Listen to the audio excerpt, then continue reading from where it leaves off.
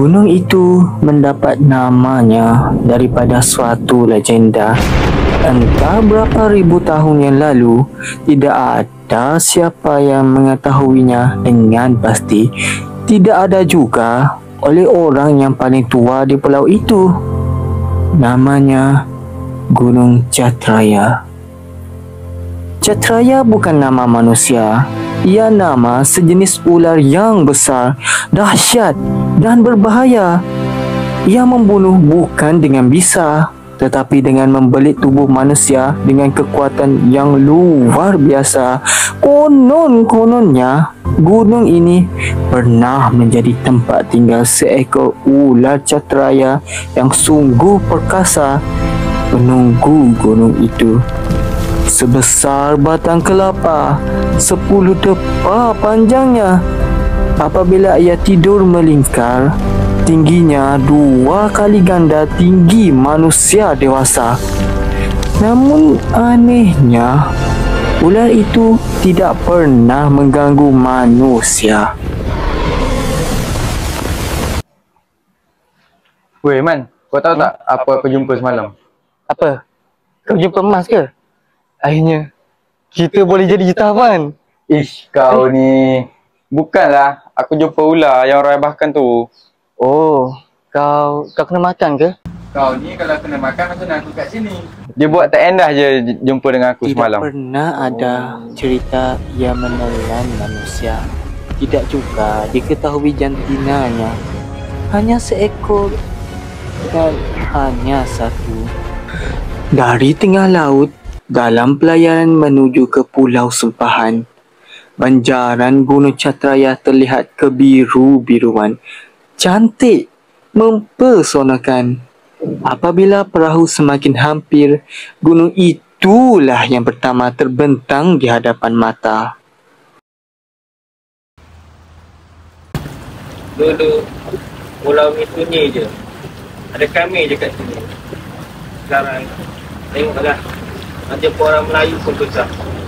Legenda Gunung Catraya lebih terkenal daripada nama pulau itu sendiri. Kononnya, ular itu telah mati dan bertukar menjadi batu. Batu berbentuk ular masih ada di puncak gunung. Dan orang percaya batu itu membesar 1 inci setiap tahun.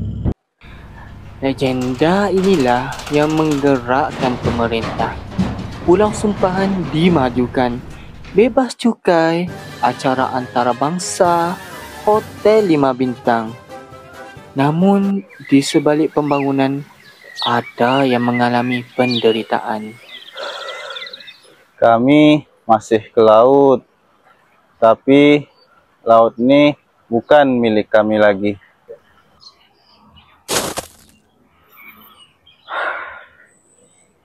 Sawah makin sempit. Anak-anak kami, tak tahulah macam mana dengan masa depan mereka. Penduduk asal kampung pun kerja kampung je untuk sara keluarga masing-masing. Pulau Sumpahan terus membangun hari demi hari sehinggakan pihak pemerintah ingin membina jambatan yang menghubungkan pulau tersebut dengan tanah besar. Tindakan ini amat disokong oleh orang ramai untuk memudahkan rakyat. Tetapi orang asli pulau tersebut membantah sekeras-kerasnya. Kami tak nak ada sebarang pembinaan jambatan yang boleh hubungkan pulau ni dengan tanah besar. Kalau tak, kehidupan kami akan terancam.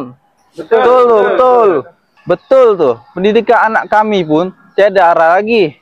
Macam mana kami nak ikut pembangunan sekeliling kami? Betul tu. Kami sokong betul. Ada juga anak muda dari pulau tersebut yang berjaya melangkah ke Menara Gading yang cuba menyuarakan pandangan mereka melalui akhbar. Tetapi ianya tidak pernah didengari. Orang Melayu menjadi minoriti. Pewaris pulau itu kian terpinggir. Kali ini, anak muda yang melakukan protes berkaitan pembelian tanah khairat orang kampung untuk pembinaan sebuah masjid untuk kemajuan Mereka cuba mengumpulkan 100 orang. Memanglah duit tu segalanya. Tapi apa yang boleh kami buat dengan duit tu kalau nyawa kami, tanah kami tergadai?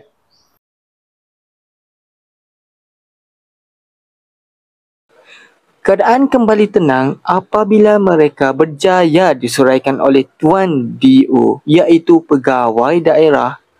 Orang kampung yang menjual tanah mereka diberi pampasan yang amat lumayan, mengambil keputusan untuk berhijrah menetap di tanah besar. Pemerintah telah menyebarluaskan berita mengenai keunikan pulau ini menyebabkan banyak pelabur yang datang untuk melabur di pulau ini. Banyak acara yang dilakukan. Bandaraya kian membangun. Hasilnya, sistem ekologi pulau semakin terjejas. Jauh teman dengan awak ni saya nampak.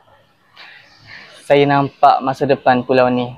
Di antara dua celah Gunung Catraya tu akan terdiri mercu tanda dunia. Tapi macam mana dengan orang kampung? Saya dah fikir masak-masak. Saya akan bagi pampasan. Siapa je yang tak nak duit kan? Gunung ditara. Hujan turun setiap petang. Lumpur menimbus tanah petani. Mereka tidak boleh bertani lagi. Air keruh dari gunung. Lawa. Sampai aku. Nak tenggelam. Sampai aku. Pulau itu tidak punya FRU. Tetapi orang kampung tidak takut. Mereka percaya apabila kezaliman memuncak, Batu Catraya akan hidup kembali. Kami ni petani. Kami hidup dengan menanam padi. Sekarang, kami tidak boleh bertani lagi. Kami tidak boleh bertani lagi. Sabar! Kami nak hak kami.